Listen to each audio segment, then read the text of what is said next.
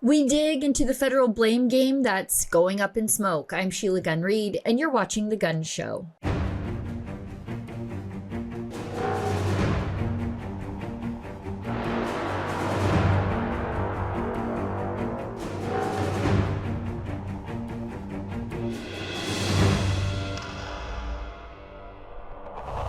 A recently released after action report into last year's devastating Jasper wildfires making headlines, but not for the reasons you'd expect. Instead of holding the federal government accountable for mismanaging a fire that started in a federally controlled national park, the report tries to hang the Alberta government out to dry. Never mind that Parks Canada has long neglected proper forest management in Jasper National Park. And never mind that it was federal jurisdiction from the get-go. Never mind the feds cut the wildfire budget in the park by 23% in the year of the fire. Never mind the feds installed the wrong fire hydrants in the Jasper town site. Never mind all of that. Just listen to the agenda. Joining me tonight to cut through the smoke and mirrors is Michelle Stirling from Friends of Science. Michelle has been following the eco-politics behind wildfire policy for years. And she's here to expose how ideological environmentalism, bureaucratic cowardice, and liberal scapegoating are now putting lives, livelihoods, and entire communities at risk. You don't want to miss this one. Let's get right into it.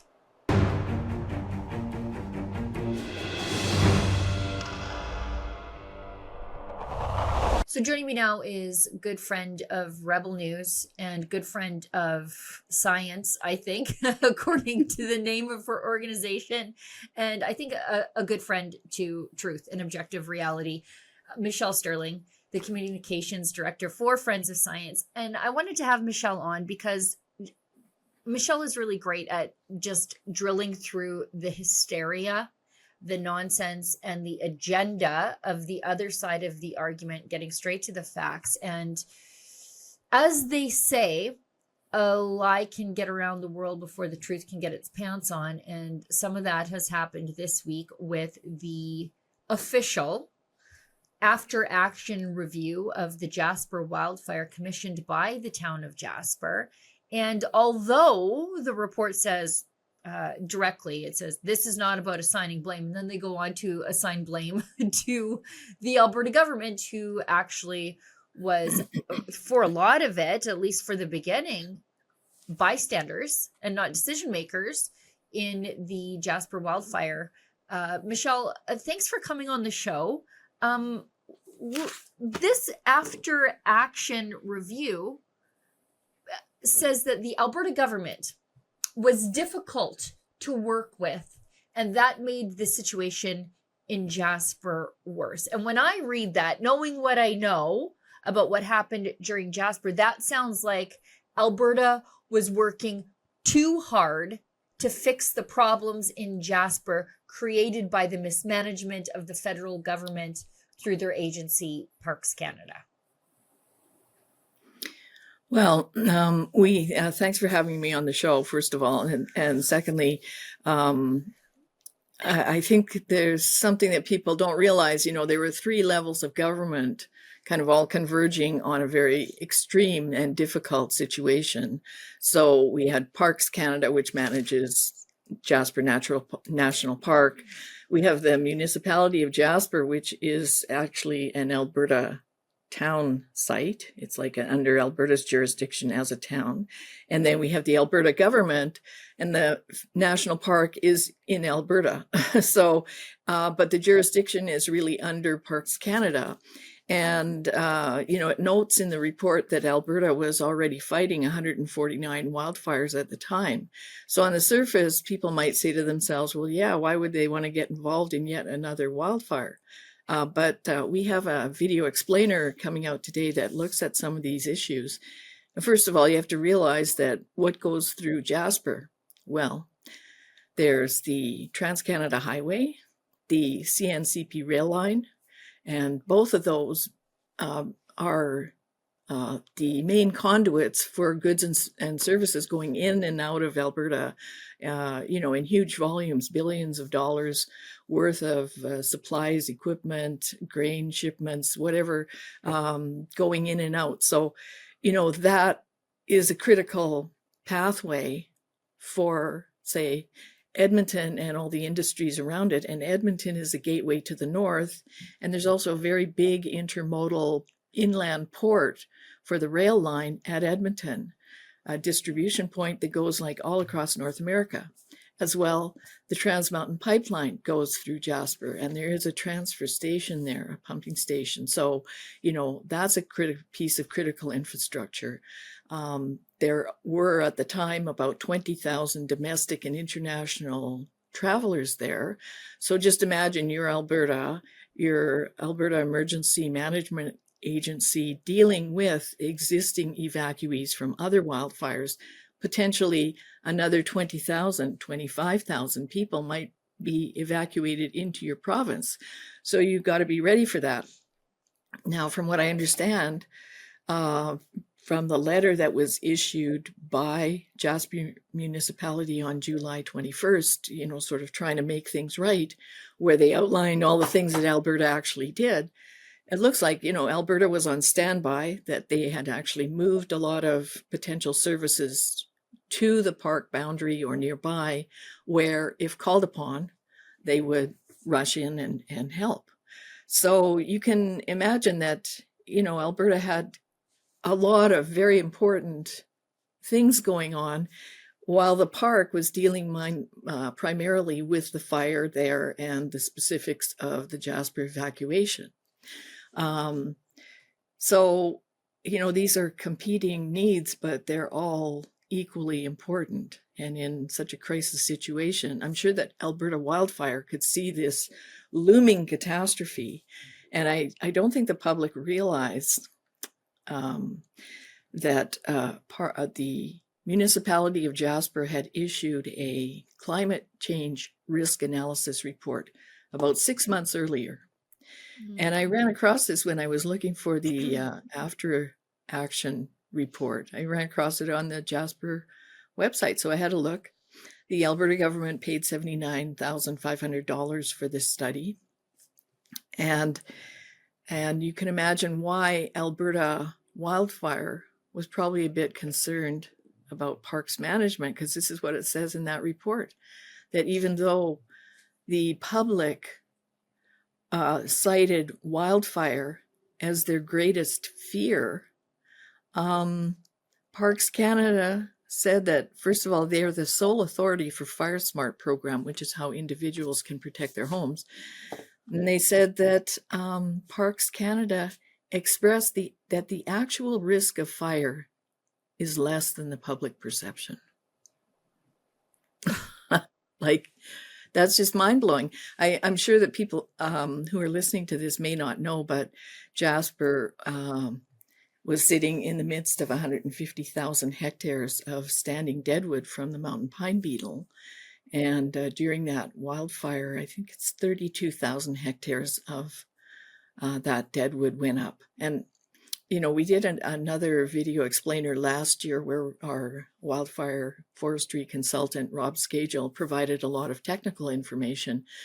But apparently on July the 1st, the vapor pressure deficit, it's kind of like a measure of relative humidity, just skyrocketed. And you can see on the wildfire maps at that time, on July the 1st, sort of that area of the province looked kind of blue. But 12 days later, it was all hot red. The risk was extreme. So that, combined with this extremely dry atmospheric condition, is definitely a huge fire risk. And our wildfire consultant suggested that the park should have been closed at the time, and all the backcountry people brought in, no more activity out in the woods. And that didn't happen. So I'm sure that Alberta Wildfire could see this extreme rising risk. And then we had the big winds come up. So, that made it literally impossible to fight the fire, because you can't use water bombers to any significant extent when there's that kind of condition, that the wind and everything else. So, I think that Alberta had very deep concerns, especially when you read the climate change risk report. It's astonishing that anyone would ever suggest that the wildfire risk in Jasper was Overblown. lower than the public perception of it.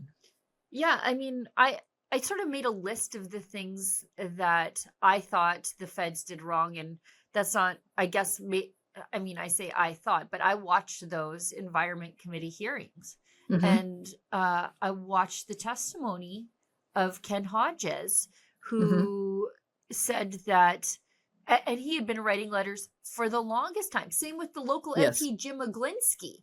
He had been saying for the longest time, they have failed to mechanically clear parts of the forest that were hit by the pine beetle. And one of the reasons Parks Canada said, and this is in documents uncovered by Blacklocks, they said, well, it kind of looks ugly. And we have a lot of visitors to the parks. We don't want to do that. Parks Canada also cut the fire budget in 2023-2024 by nearly a quarter, 23%. We do know through testimony from private firefighters that they were turned away when they went to the staging area. They were hired by one of the resorts there to come in and defend the resort, and they were turned away. I think they were turned away because they didn't want any outsiders to show the mismanagement happening in the fire response, because they were also, once they were eventually let in, told, okay, you can go defend the resort that you've been hired to by the insurance company to stage near, but you can't get any water from the rivers and the lakes. And as it turns out, they couldn't hook to the municipal fire hydrants because Parks Canada had put the wrong fittings, or maybe the right fittings, depending on who you ask. But it meant that outside municipalities, outside of Hinton, which is just up the road to the east, nobody could really connect to those. So you couldn't have this influx of firefighters from across the province converge on Jasper to save this UNESCO World Heritage Site. They couldn't do it because their pumper trucks didn't have the right fittings. And I think they only had like 7 fittings, adapters in it to help with the fire response. It was just mismanaged for years in advance. And then when, push came to shove and an emergency was upon everybody, they couldn't even get the outside help that was ready to show up and help. And I know this is a Parks Canada, it was Parks Canada's jurisdiction, but I understand why Alberta wanted to help, because I don't think that we think of Jasper as anything but ours. Well, yeah, it's part of Alberta. It is a national park, but it happens to be in Alberta. And as I mentioned, it's a very important cross point for everything in Alberta, for our economy, for the food security of our people, everything, industry. So, that part can't be ignored. And when you mentioned Ken Hodges, I was just looking at the standing committee from October 9th, I think it is, of 2024. And he's a forester. He said he's a professional forester out of BC. He's not a scientist, but his view of the Parks Canada staff was that they were insufficiently trained in the situation of the beetles and the fire situation that existed in the park at the time. They're park rangers. They're not trained, experienced professional foresters. So, and when you look at the after effect report, you find that there were 7 different emergency management plans that they had to navigate in a split second. And of course, initially the fire began quite far away, and they thought they'd have like 3 or 4 days to deal with evacuation and such like. Then the wind came up, and very rapidly, it was an extreme emergency situation.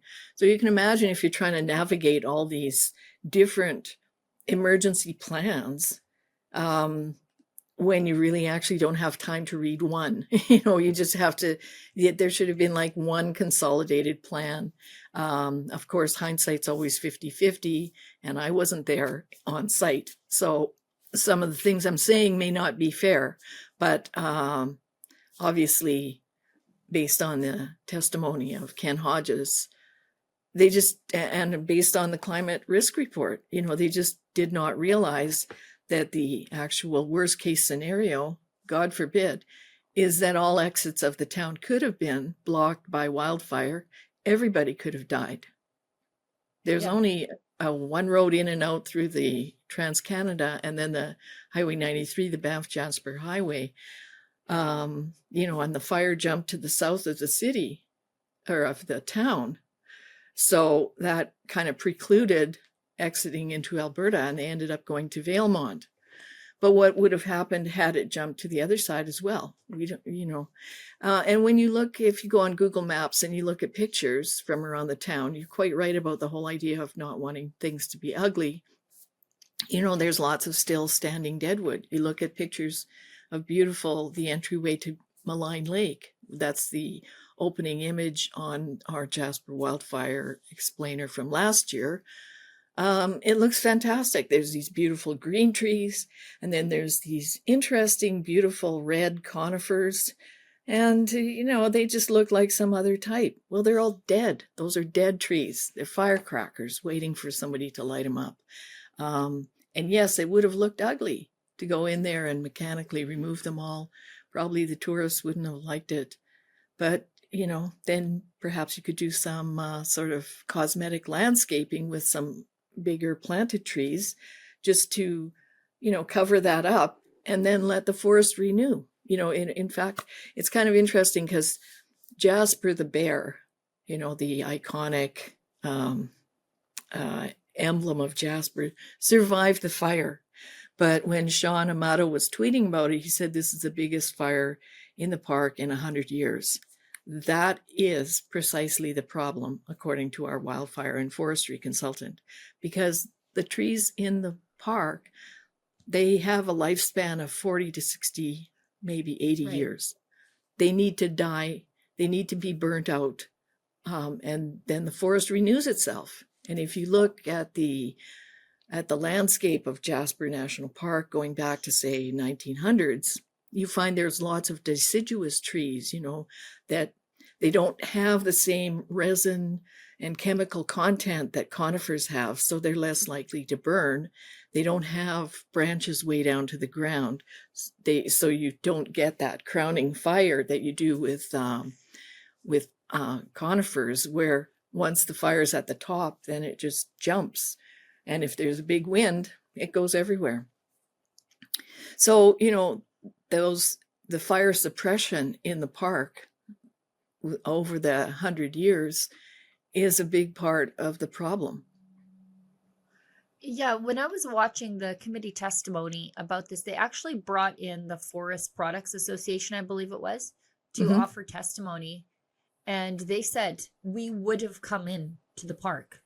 But there's this perception that you don't want professional private industry loggers inside the park, that it just wouldn't, there would be no public buy-in. But now we have 40% of the historic Jasper town site up in smoke. So what's uglier, having the forest industry come in and do the job that Parks Canada just wasn't trained to do, or the town in rubble and desolation. Well, and I think also something that everyone who lives in Canada should be aware of the Fire Smart programs in Canada. People who are watching from the States, there's a program called FireWise. So if we're going to look at this as lessons learned, then let's learn a lesson. Look at the Fire Smart materials and see what you can do around your house, because houses don't burn up because of a big wall of flame. They burn up because ember storms, firebrands land on, patches of fallen leaves and grass, stuff like that, by the house, on the roof, and they light a fire there. And then that tiny fire takes your house out. And if you look at the recommendations for how to fire smart your house, the exclusion zone, where you want to get all of the flammable materials, shrubs, trees, etc., meters from your house. And they show you a little plan. And that's in our video that's going up today, so that you can see So everyone can look around their house and say, hey, wait a minute, if there is a wildfire season and there's a wildfire in my area, should I really have these materials on my deck? Because Right. if those things on your deck, if you're storing junk on your deck that's flammable, your deck goes up and so does your house. So, and Yep. most of these are very simple things that people can do that really change the risk ratio for your home. So that's a lesson learned, and it's a hard lesson.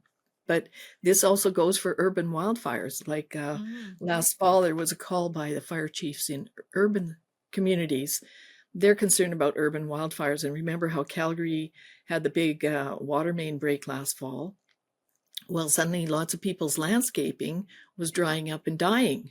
So what used to be a beautiful, lovely neighborhood suddenly got lots of dry grass, dead trees, stuff like that. Well, how are you going to fight that urban wildfire? And especially if people have landscaped their homes with flammable shrubs and such like right up against the house. Or Right. sometimes even, a wooden fence and mulch is an invitation to disaster. People don't think about that, but they have to. Right. I mean, just look at LA, if we Yeah. want to worry about urban wildfires. And again, some of that was the nonsense of the environmentalist movement. They had these eucalyptus trees that had died, Yeah. and they had these huge stands of dead eucalyptus trees that were ultimately standing deadfall, and incredible fuel load. We don't think enough about urban wildfires. You think that that's something that happens in Slave Lake, but it could happen in Calgary just the same. Any city. Yeah. Any Yeah. city, depending on the conditions. And, it's interesting that just about the same time as this report came out, Tim Hodgson, the Minister of Energy and Natural Resources, announced that they're putting together this G7 Kananaskis Wildfire Center to promote resilience. They're going to spend $11.7 million over 4 years. We already know what to do. We don't need another layer of bureaucracy, another advisory committee. We need practical, real things. And one of the points that we make in the video that goes up today is provincial and federal governments are spending $476 billion on climate change, and they're spending paltry millions on wildfire management. And then when there's a crisis situation like what happened in Jasper, they turn around and say, oh my gosh, that climate change wildfire cost the insurance industry $1.5 billion. Look at that. Let's spend more money on climate change. And it's like, no, let's spend more money on practical, real things that we can do right now, today, that you can get everybody participating in for the benefit of everyone. And let's stop spending these billions of dollars on climate change, which even if Canada met all of its climate commitments, the reduction in global warming would be 0.007 degrees Celsius. That's 7/1000th of a degree Celsius by 2100, which is ludicrous because every day China is emitting more, India is emitting more. Whatever sacrifice we make will not stop climate change.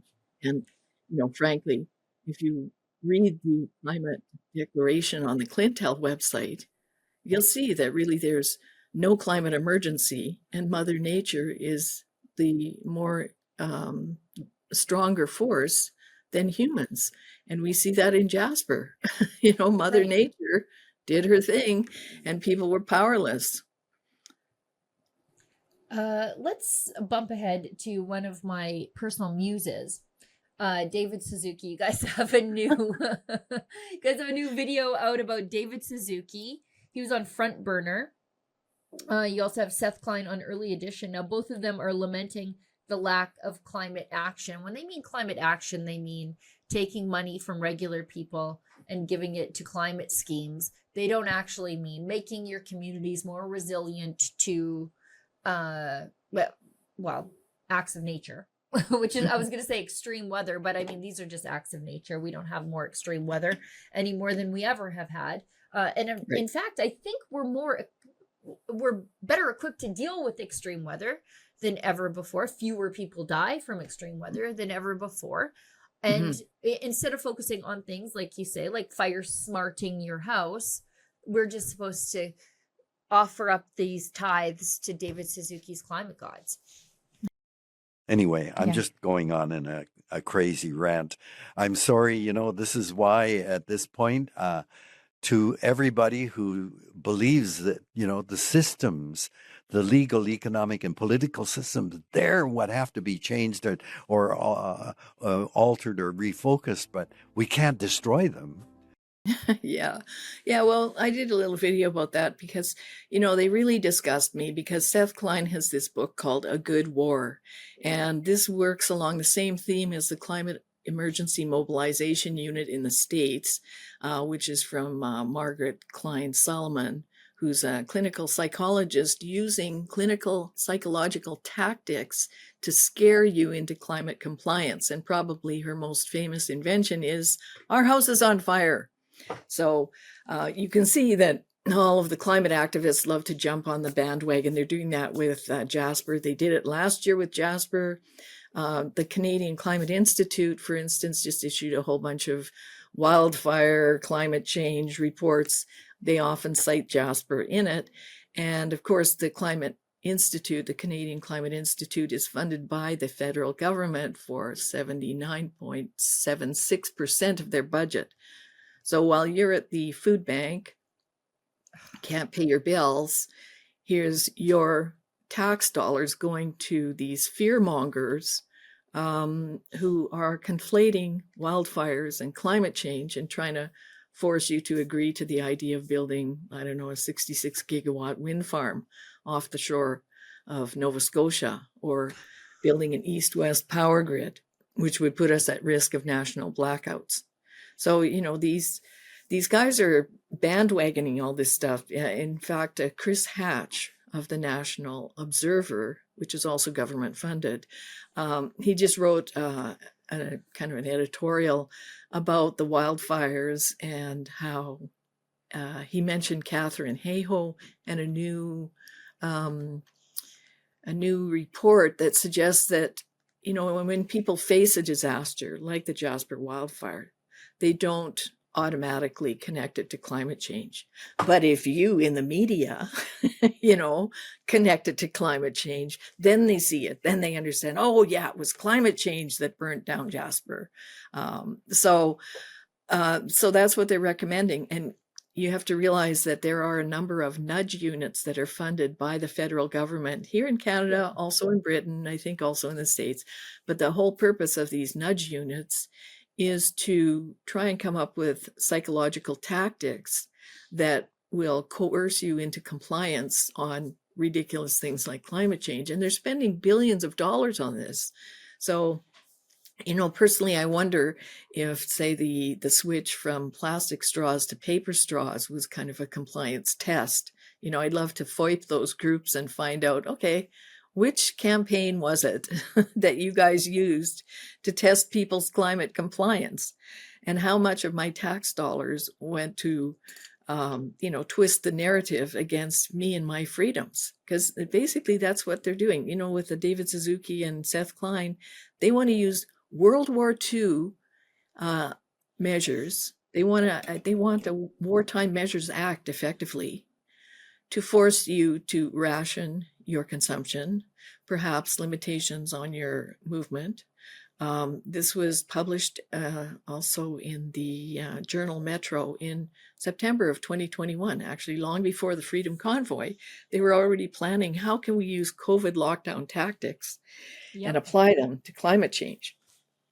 So, I'm really opposed to what Suzuki and Klein are doing, because my mother was an ATS driver in World War II. My father was a dispatch rider. One uncle was a Halifax bomber pilot who was lost in a raid over in Essen. And my other uncle was in the tank brigade.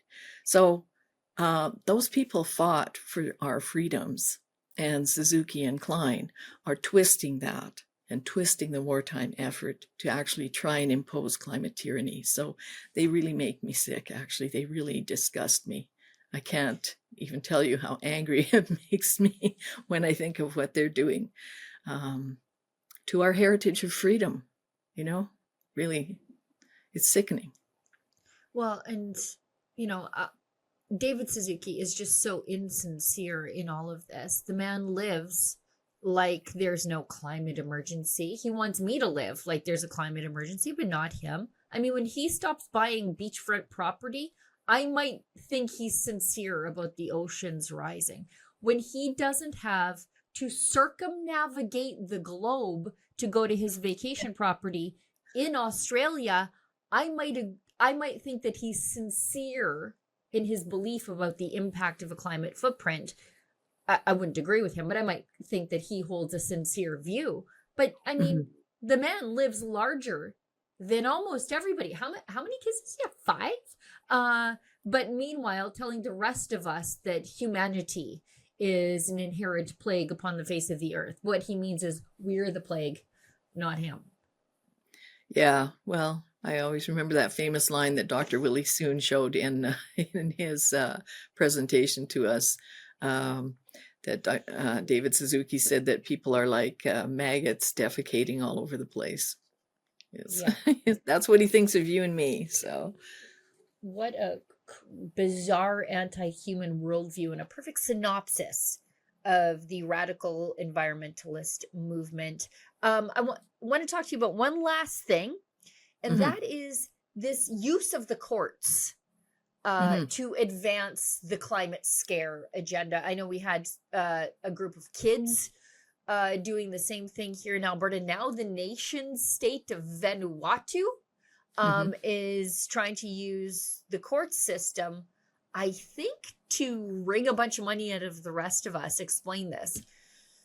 Right. Well, Vanuatu put forward a motion to the UN General Assembly about probably 2 years ago to ask if they would then ask the International Court of Justice for an opinion on climate obligations of countries. So, of course, the small island nations make the claim that they're not responsible for climate change. It's all the large emitting industrial Western nations who are rich, therefore give us money. So they're claiming, that sea levels are rising. And like in one of the articles that came out today, they said that sea levels are rising 6 millimeters a year. So, like that much. Right? Okay. Yeah. So don't be scared. Anyway, but they're talking about Vanuatu is also sitting on a tectonic plate. There was a 7.3 earthquake there, which affected how it sits in the water.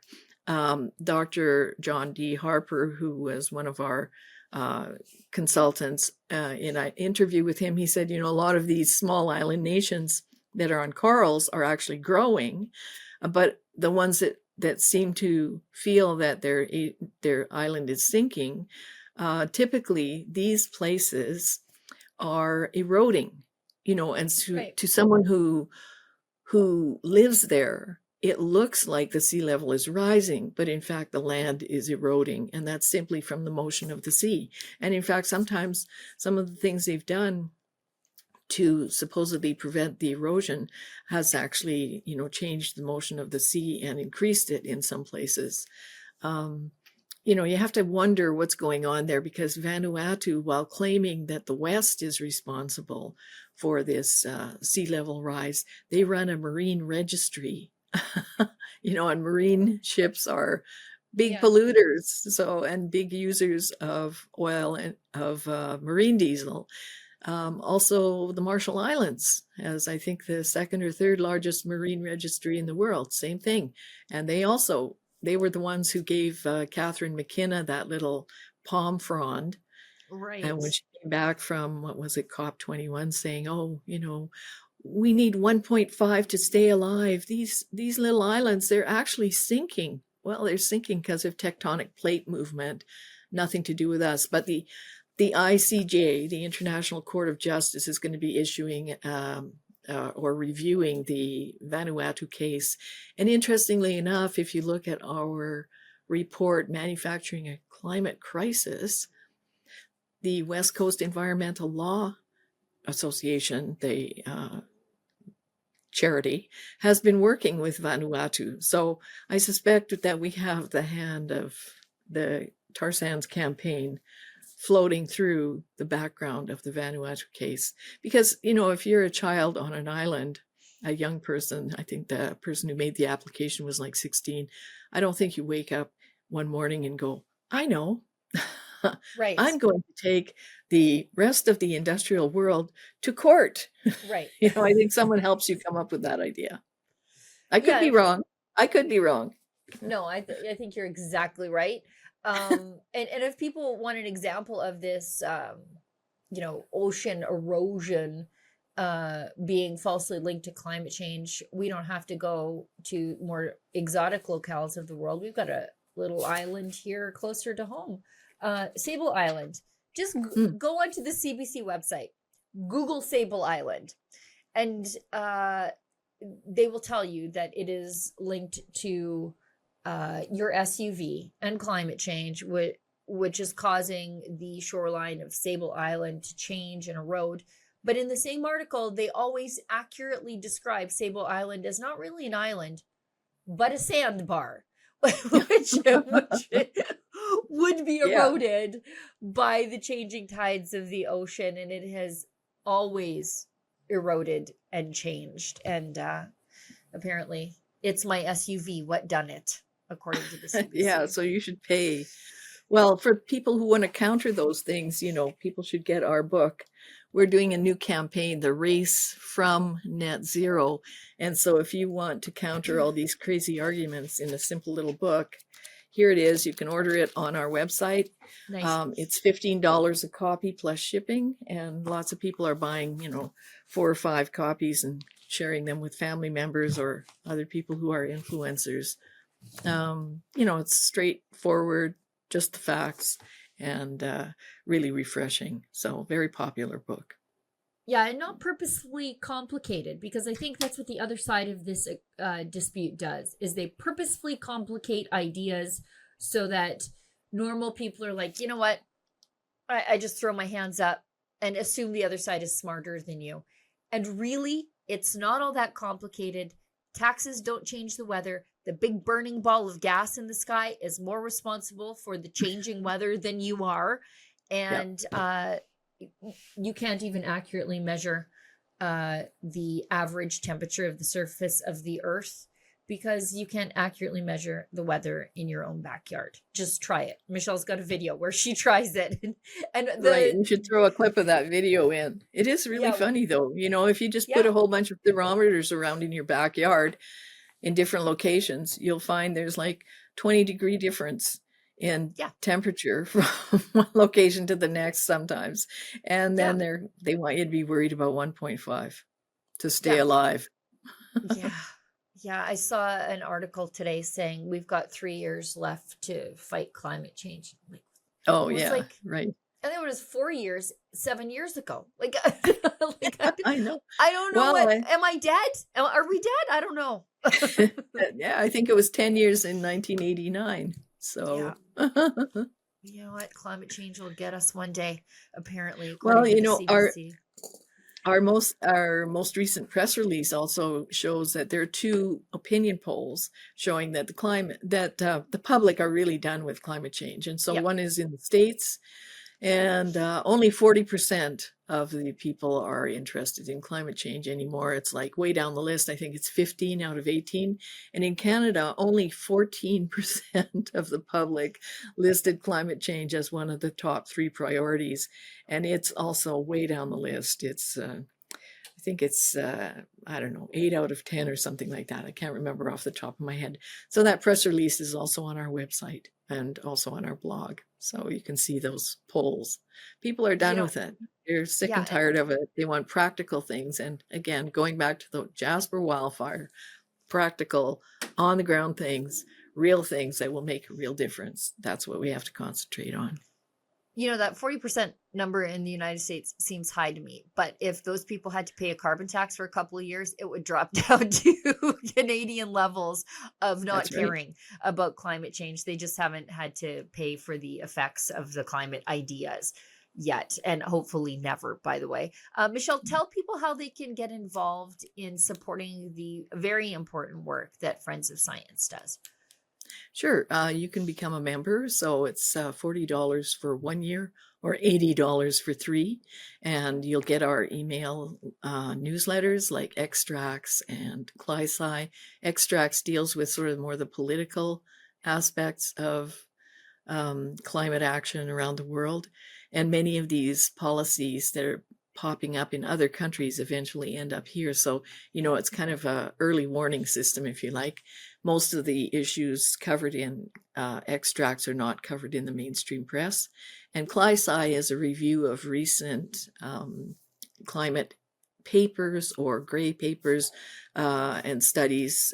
So it summarizes some of the recent findings. They're both part of your package when you become a member. We have newsletters 4 times a year. You get a member discount on our events. And we're going to be having an event this fall, actually. We haven't publicized it yet, but it's going to be a good one in Calgary. So keep your eyes open for that. So yes, you can do that. You can donate. And if you, are not financially able to donate, you can share our material. But even a small donation helps. We've been doing this for 23 years. We are a small nonprofit. We operate on about $150,000 a year from our members, and our board is all volunteer. We operate on a shoestring budget, and yet we pump out reports, videos, interviews, press releases. We try to inform the public. Our entire purpose really is to advocate for open civil debate on climate and energy policies and full cost benefit analysis, preferably before the policies are made into law. So that's what we're trying to do for you. So if you can help us do that, that would be great. Thank you. $23 for 23 years, I think, is a fair donation from the public to our friends at Friends of Science. And I mean, your YouTube channel is just a wealth of information. It's short rants. There's stuff to, encourage kids to chill out about climate change instead of having the education system induced climate anxiety. And then larger PowerPoint presentations that take big topics and break them down for the normals of the world. So, anyways, this is my recommendation from me to my viewers. Please support our friends at Friends of Science. Thank you very much. Thanks, Michelle. Thank you. Have a good one.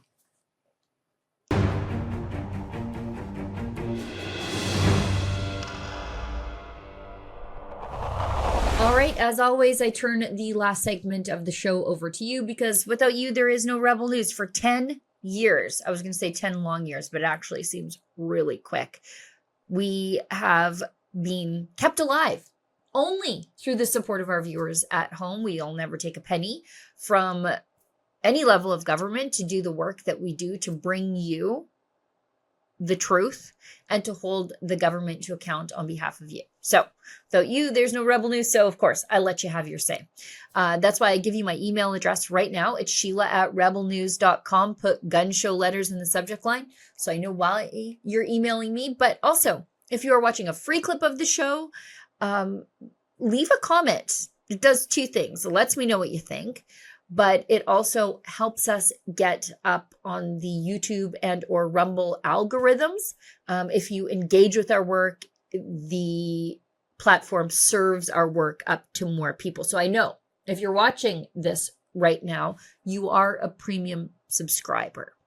But if you do come across a free clip of this show, leave a comment because I'll go looking over there too for your ideas and your viewer feedback. Now, today's viewer feedback does come from the mailbag, and it is from someone I correspond with almost all the time. He sends me feedback all the time on whatever show that I'm doing. Regular viewers of the show will know that it is Bruce in beautiful downtown Radway, Alberta. Bruce is a loyal viewer and supporter from very nearly the beginning. He and his cat, Delta. And he always sends me viewer feedback, and I appreciate it. So I always read it, and I frequently will talk about it on air. So this is on my interview, I believe, with Jeffrey Rath from the Alberta Prosperity Project on the tax savings that Albertans would receive personally if they were independent of Ottawa. And it was enormous. And so anyway, that was a very engaged show that I had with Jeffrey Rath. He's a constitutional lawyer. He helped get the COVID mandates ruled illegal here in Alberta. And the clips of the free clips of the show that we put out did exceedingly well. People enjoyed them. They had lots of fun and interesting things to say. But this comes to me by way of Bruce in the mailbag. And he says, "Hi, Sheila. I wish I could convince my senior friends about how good it would be to live in an independent Alberta. I'll have to get one of those books about the amazing amount Ottawa takes from us." You can get it actually on the Alberta Prosperity Project website. It's not a book, it's a document. And take that out into the world, because the Alberta Prosperity Project, they didn't come up with their own numbers. They actually took the government's numbers and then worked those in such a way that, if we didn't have to give a bunch of money to the feds, this is how much we could keep closer to home while still maintaining the services that we expect. But I was going to say the services we enjoy, but we definitely don't enjoy the services that we pay for in this province, because if you have tried to use the healthcare system lately, you know that you're hardly using it, right? Like wait times are out of control, access to a physician out of control. You pay a lot for very little in return. And that would change, according to the Alberta Prosperity Project, if Alberta were free and independent. And I know, and I'm glad that Bruce brings this up, because a lot of senior citizens think, oh, well, what's going to happen to my pension? You paid into your pension. You think the feds are going to steal your pension? Good luck to them on that. A lot of people live in other parts of the world, but receive their Canadian pension that they paid into. Why would Albertans be treated any different? And I mean, if you're an aging Albertan and you want to use the healthcare system, wouldn't you like to have a fully functioning healthcare system that is not bound by the constraints of Canada's Soviet-style health laws? Even if they don't believe it, Bruce writes, at least they'll read the truth. Our legacy media is so biased against the West. I'm old enough to remember Pierre Trudeau and how he despised the West even in the 70s, but it wasn't until the 80s that he implemented the national energy policy, which decimated our economy. Yeah, he hated us, well, since always. I think the Laurentians do hate us because our power doesn't come from legacy, it comes from hard work. And a lot of times the Laurentian elites didn't actually earn their power and wealth.